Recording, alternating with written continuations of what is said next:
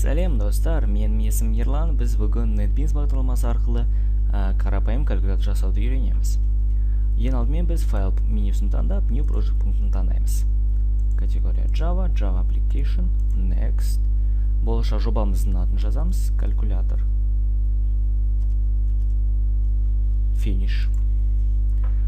Жобамыз жасалғанда бізде үнсіз келісім бойынша калькулятор класы пайда болады. Бірақ та бізге бұл класс қажет емес, біз оны жойып тастаймыз.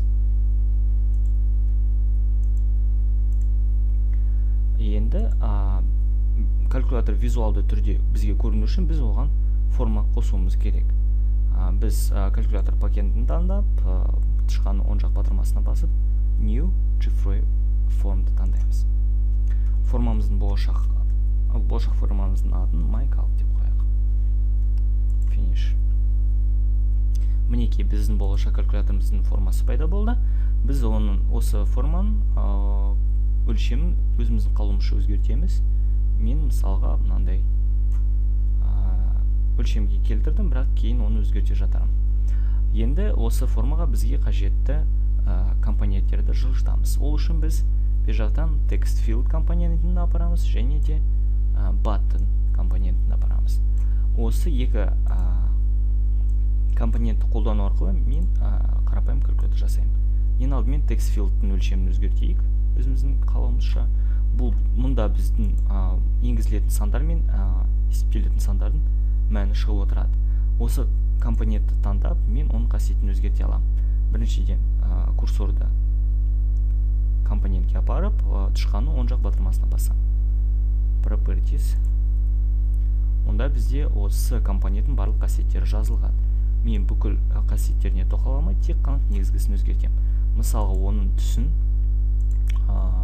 ақ деп белгілейміз. Editable, яғни өзгере ме, өзгермей ме? Біз оның мәнін өзгерте алмаймыз. Тағы да ақ деп қояйық, себебі көрінбейді. Одан кейін оның қаріпін, яғни шрифтін, мысалға тахома, bold өлшемін 18 деп қояйық. Окей. Үнсіз келісім бойынша мұнда мәні gtext field деп тұр, біз оны өшіріп тастаймыз, яғни бос болып тұрады бізде бұл компонент. Қалған мәліметтерді өзгертпей ақ қояйық. Close. Мінекей. Енді батырманы өзгертеміз. Оның ең алдымен өлшемін өзгертеміз. Gbutton бірге.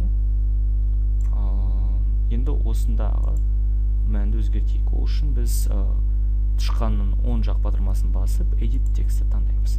Бір деп қоямын. Міне бізде батырма дайын. Біз осы батырманың негізінде басқа батырмалар жасаймыз. Ол үшін мен мына батырманы таңдап, тышқанның оң жақ батырмасына тағы да басам. Copy. Paste. Неке бізде оның көшірмесі жасалды. Енді осылай мен барлық батырмаларды көшірем.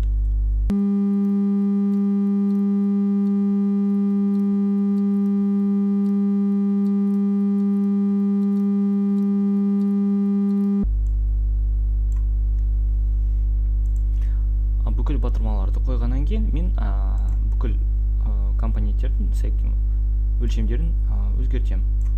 Көзге көрікті болып көріну үшін. Мысалға міне. Енді әрбір батырманың текстін өзгертем. Мәтін. Ол үшін edit text 2.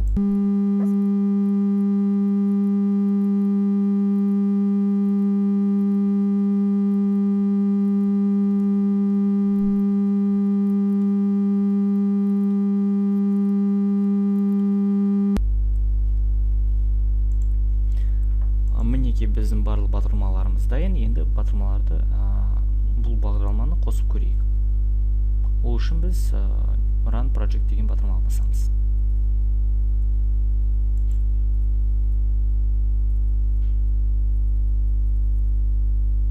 Мінекей біздің болашақ калькуляторымыз дайын. Бірақ та әрбір батырмаға әрекет жасалмағандықтан бізде ешқандай нәтиже шықпай отыр. Енді бағдарламамызды жауып, әрбір батырманың әрекетін жазуға кірісейік. Бірақ әрекетін жазбас бұрын біз кейбір батырмалардың атын өзгертеміз бізге оңай болу үшін. Ең алдымен gtext field'тің компонентін атын өзгертейік. Ол үшін біз шыққан тағы да оң жақ батырмасын бастап change variable name таңдаймыз. Атын display деп қояйық.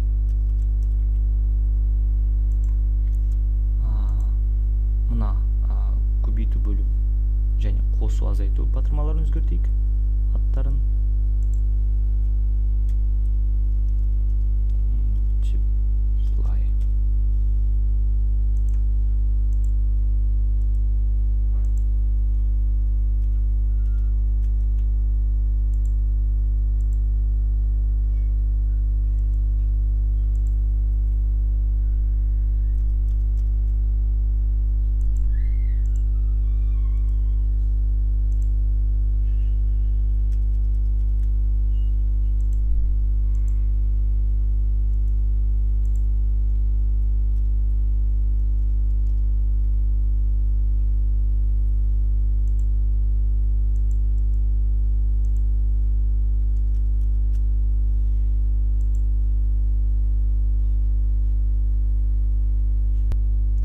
Батырмаларымыз дайын болғандықтан, енді әрбір батырмаға өзінің әрекетін жасайық. Ең алдымен біз 1-ден 9-ға дейін 0-мен қоса сандарды басқан кезде экранға шығатындай дәрежеге келтіреміз. Біріншіден біз батырманы таңдаймыз да, 2 рет шыққан сол жақ батырмасын басамыз. Бізде мынандай қосымша әдіс жасалды. Біз бұл әдістің ішінде кодымызды енгіземіз. Шығарылатын нәтиже дисплейға шығатын болғандықтан, біз біріншіден display деп жазамыз, одан кейін нүкте set text әдісін қолданамыз. Осының ішіне біз біріншіден нәтижені дисплейден тағда аламыз. Нүкте get text және де оған қосамыз 1-ді. Дәл осылай біз әрбір батырмаға жазамыз.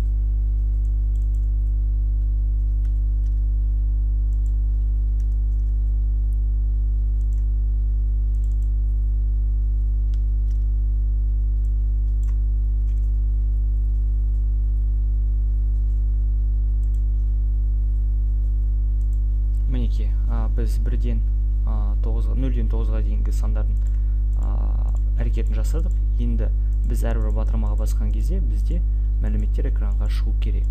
Оны тексеру үшін біз тағы да Run Project-қа басамыз. Енді нәтижесін көрейік. 1, 2, 3. Мінеки, батырмалардың әрекеті жасалды. Енді біз кез келген санды тере аламыз. Енді қалған батырмаларға әрекет жасайық. Ең алдымен ол экранды тазарту батырмасы, көбейту, бөлу, қосу, азайту командаларын орындайтын және де оның нәтижесін шығаратын теңдік батырмасына әрекет жасаймыз. Енді біріншіден біз экранды тазарту үшін CR батырмасын, ол мұнда ешқандай қиындылығы жоқ. Display нүкте set text дейміз да, нәтижесін бұлай 2 қос тырнақшаны белгілейміз да, бос қалдырамыз. Себебі бізде нәтиже string типті болады. келесі батырма көбейту, бөлу, қосу және азайту. Бірақ та бұл батырмаларға әрекет жасаудың алдында бізге осы әрекеттер жасайтын айнымалар керек болады. Ол үшін біз source-ға кіреміз, яғни кодымызға енді айнымаларды белгілейміз. Бізге қажетті айнымалар ол бірінші айнымал, екінші айнымал, одан кейін нәтижесін шығаратын жинақтаушы айнымал керек болады. Оларды біз double типті белгілейміз. Мысалы, біріншіден public, double, first, var деп қояйық. Дәл сондай бізде тағы да екі айнымалы болады. Ол бізде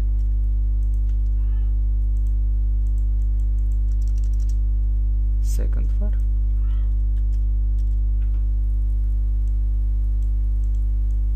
Және total var. Сонымен қатар бізге әрбір команданы белгілейтін char типті айнымалы керек болады. Char command. Енді осы айнымаларды қолдануымызға болады. Біріншіден көбейтуге басқан кезде бізде дисплейдағы мән санды бірінші айнымалға айналдыру керек автомат түрде.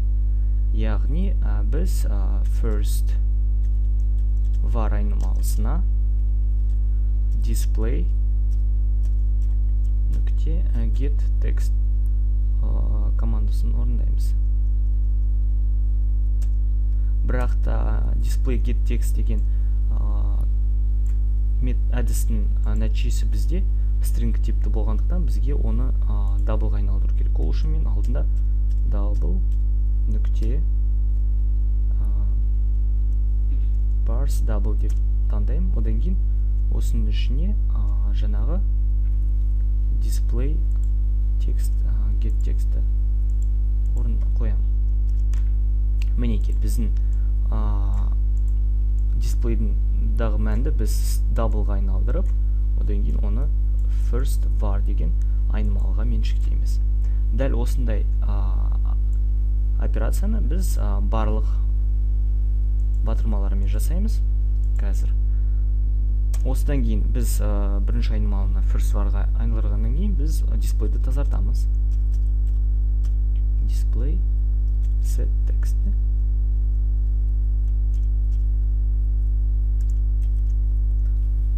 Одан кейін command деген айнымалыға біз тырнақшаның ішіне көбейту деген белгіні қоямыз. Енді осыны мен көшіремде қалған батырмаларға дәл осындай операция жасаймын. Мысалы, бөлуге дәл осылай тек қана бізде команд бөлуге айналады.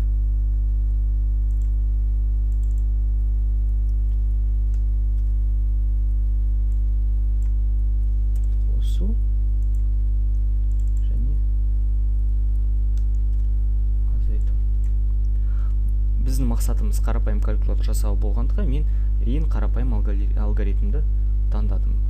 Бірақ кейін сіздер осы кодты өзіңіздің қалауынша өзгерте аласыз және де мұндағы кемшіліктерді өзгертесіз. Енді ең соңғы батырмамыз ол тең белгісін шығаратын батырма. Біз оған 2 рет шертеміз.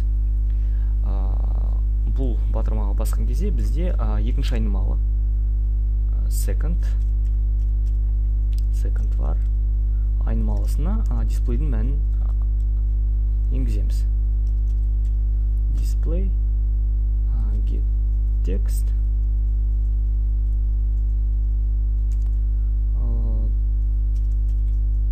тағы да ұмытып қалдым бір операцияны, ол double нүкте parse double.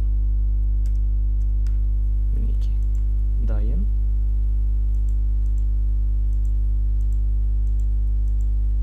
second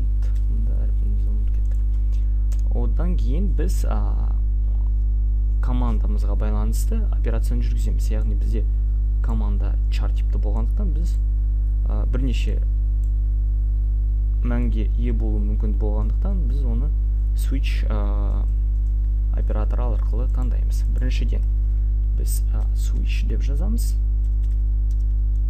Жақшаның ішінде command. Енді осы switch арқылы біз операцияны орындаймыз. Біріншіден case траншаның арасына көбейту белгісі, қос нүкте total var бізде тең болады first var көбейтілген second var. Және де біз break, міндетті түрде break командасымен аяқтаймыз бұны. Дәл осыны біз қалған төртеуіне жазамыз.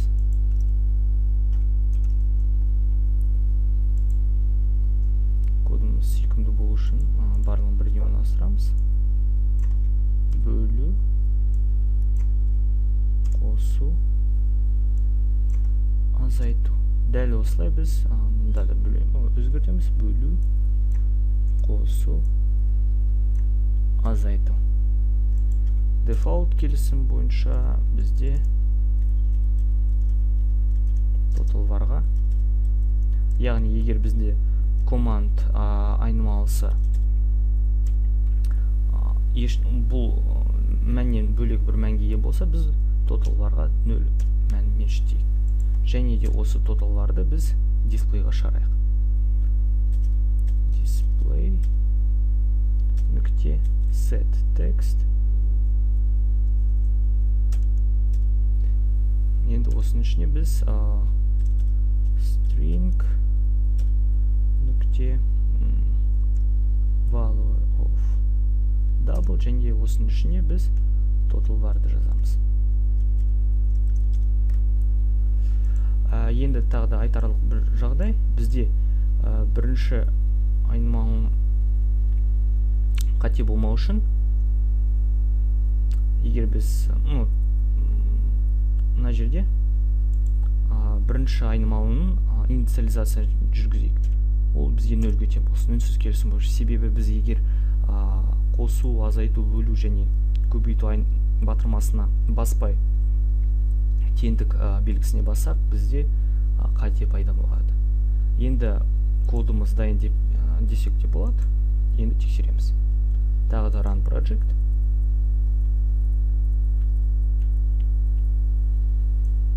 Мысалға 12 көбейтілген 12 нәтижесі 144. Бөлу 5 тең 28,8.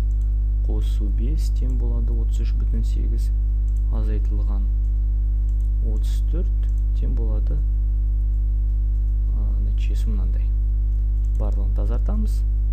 Экран ашамыз. Мінекей біздің қарапайым калькуляторымыз дайын. Енді осы калькуляторды басқа компьютерлерде қолдану үшін біз оның дайын бағдарламасын жасаймыз. Яғни біз ең алдымен runға build project, яғни біз бұл проекттің барлығын jar файлын жасаймыз осы проекттің.